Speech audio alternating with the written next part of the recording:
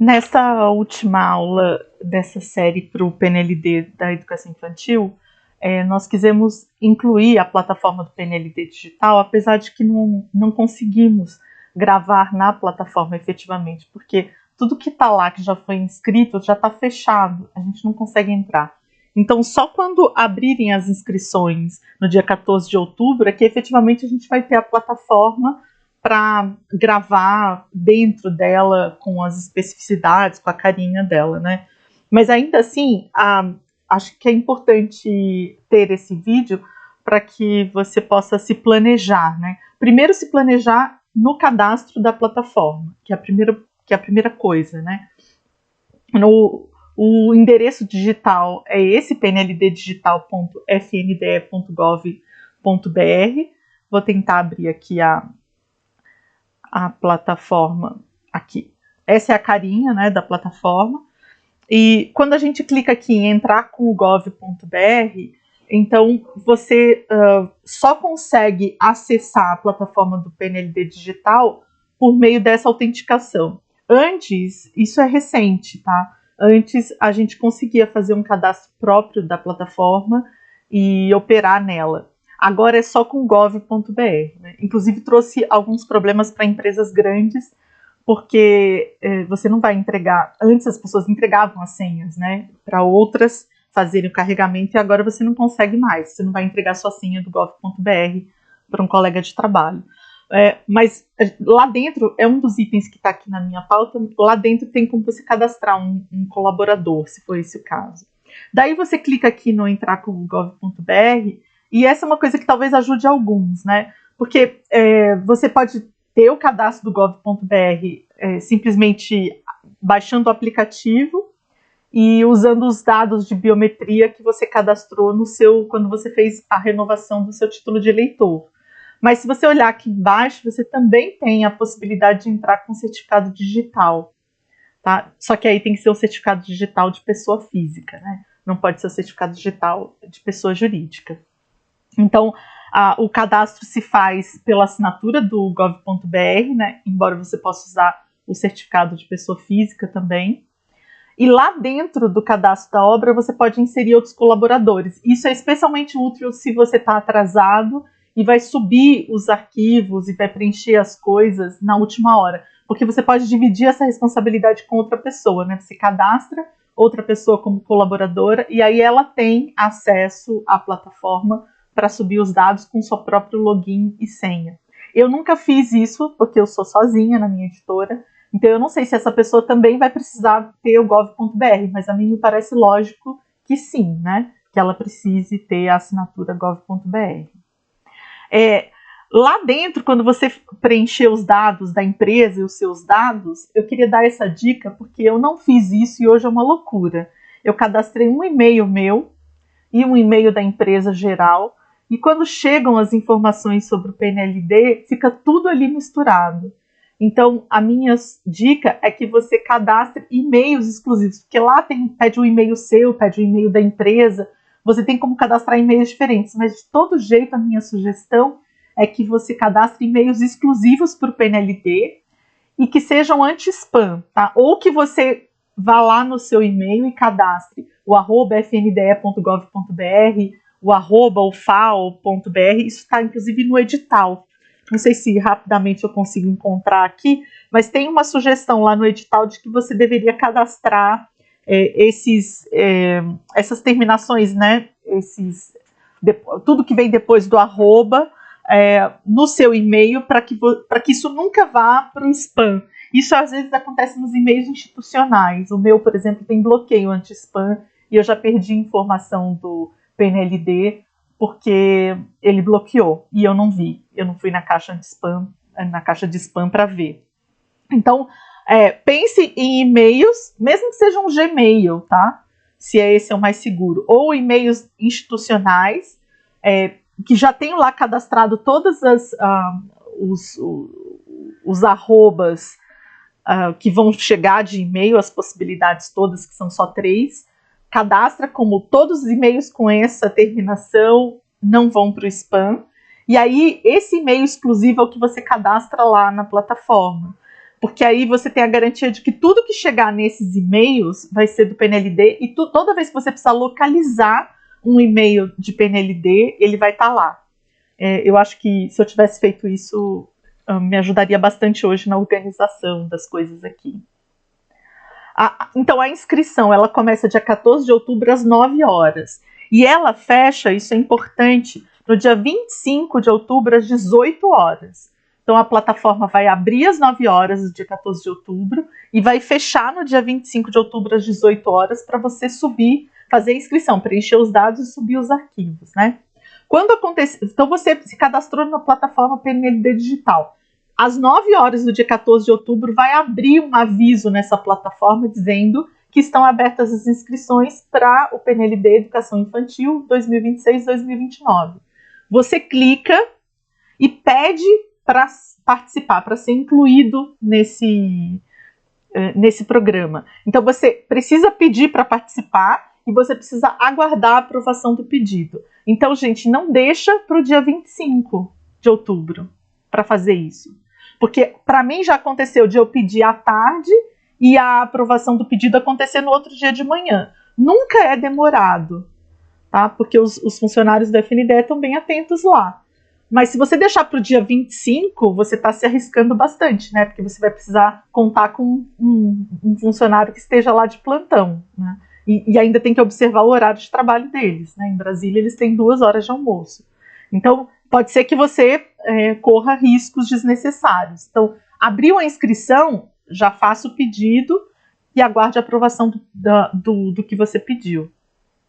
Depois que você aprova o pedido, aí você insere as coleções que você pretende escrever. Não deixem isso para o último dia também, tá? Aconteceu super recentemente, deixou para o último dia, teve que preencher todos os dados no último dia.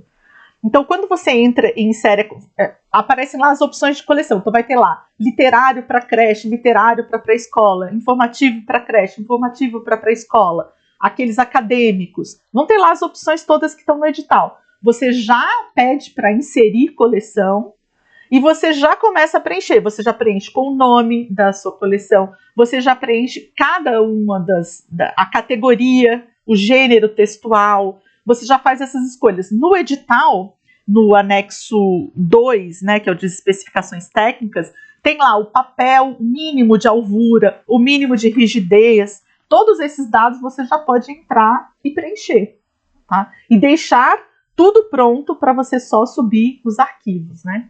Então, muito antes da data final, preencha esses dados, né?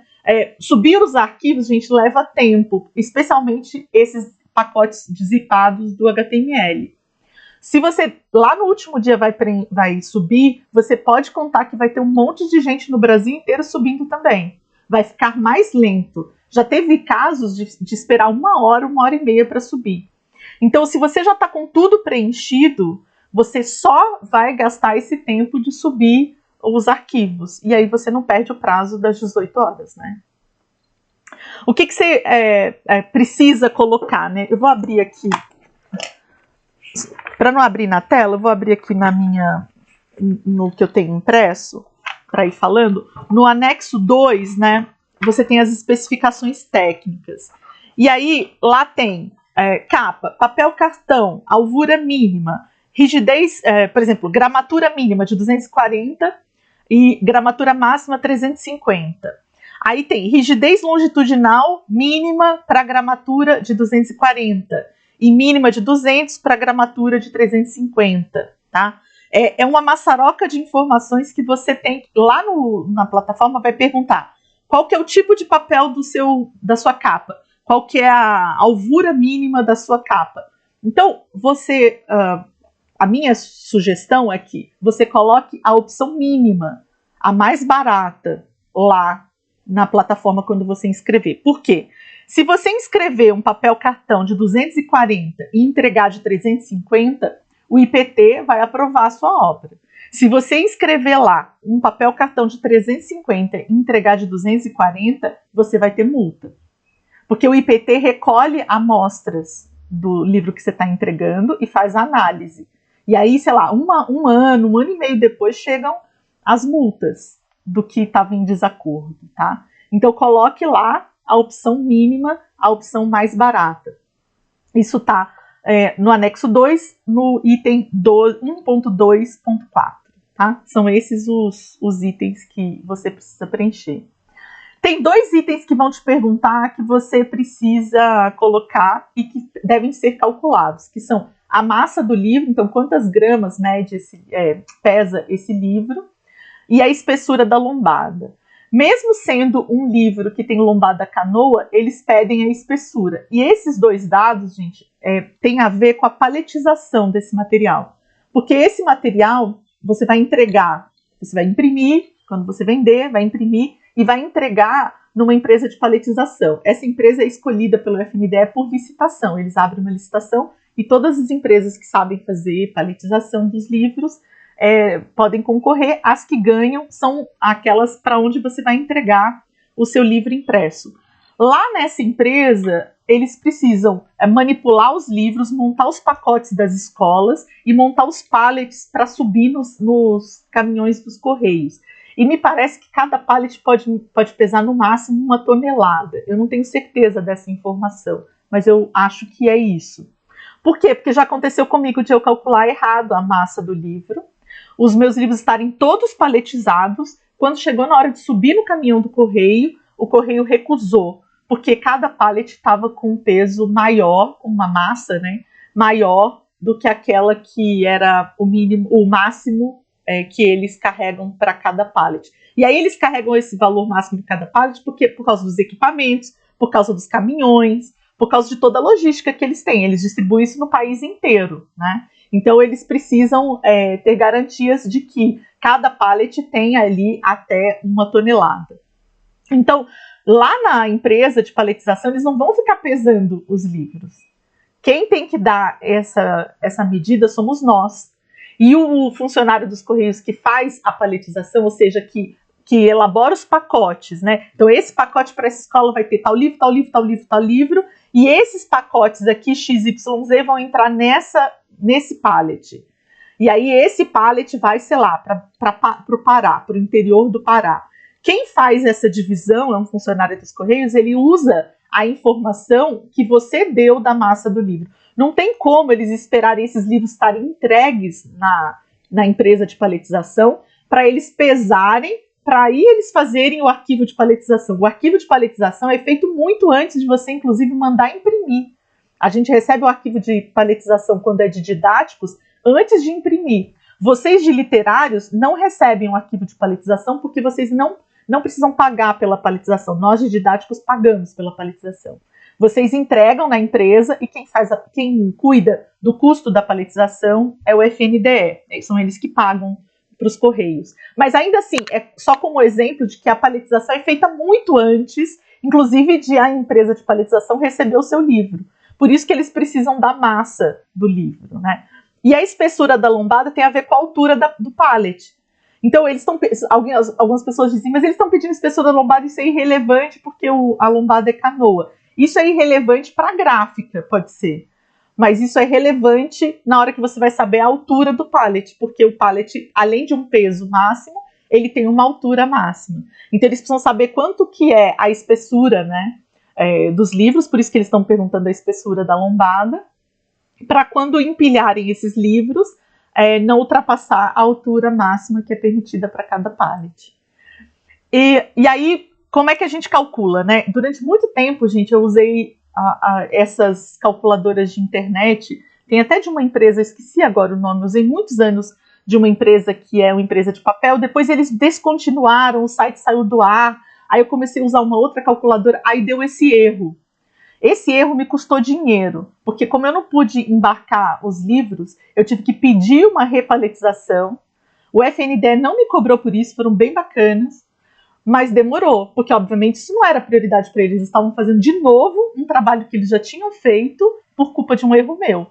Então, obviamente, eles até foram rápidos, eu acho que eles levaram 3 semanas, eu achei muito rápido para um serviço que eles estavam refazendo por um problema que eu criei. Mas 3 semanas do ponto de vista do recebimento é muita coisa, porque você não paga a gráfica e fica esperando receber do FNDE para pagar a gráfica, né? A gráfica é caro, eu não tenho dinheiro para pagar a gráfica à vista. Então, isso me custou bastante. Aí eu fui atrás de uma outra calculadora e encontrei na Unlivro. Quando a gente faz o cadastro da Unlivro, que é uma empresa de impressão sob demanda, eles mandam para a gente uma calculadora junto com a planilha de metadados. Eu coloquei essa calculadora aqui para vocês, esse arquivo, se vocês quiserem usar a calculadora deles. Não pedi permissão para eles, mas duvido que isso seja um problema para eles, porque é uma planilha que eles mandam para todo cliente.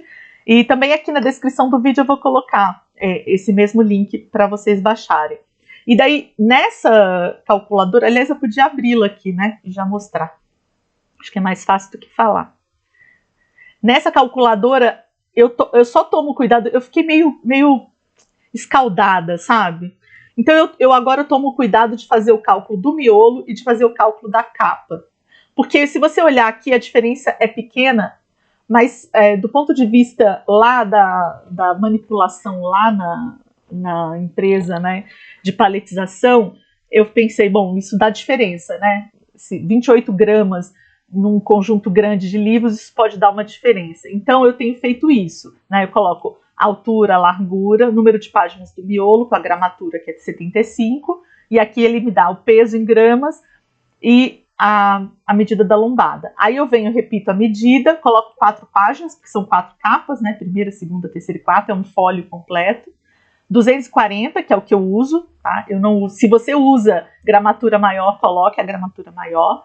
E deu 28 gramas, aí eu somo, né? 406 mais 28 e somo 10 mais 1. E esse valor da soma é o que eu coloco lá na inscrição, lá na plataforma, tá?